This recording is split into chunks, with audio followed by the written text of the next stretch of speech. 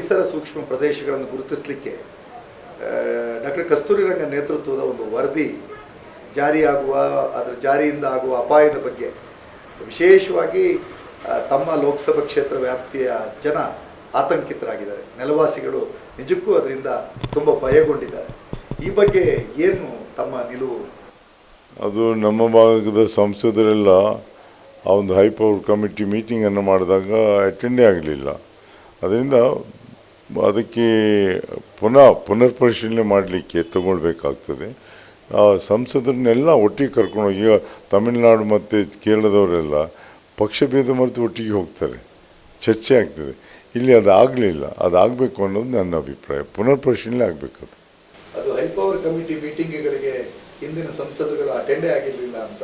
ಅದೇ ನಾನು ಶುರುವಿಗೆ ಹೇಳಿದ್ದೆ, ಅದನ್ನು ಅಟೆಂಡೇ ಆಗಲಿಲ್ಲ. ಅವರು ಅಟೆಂಡ್ ಆಗಿದ್ದರೆ ಇದನ್ನು ಸ್ವಲ್ಪ ಬದಲಾವಣೆ ತರಲಿಕ್ಕೆ ಸಾಧ್ಯ ಆಗ್ತಾಯಿತ್ತು.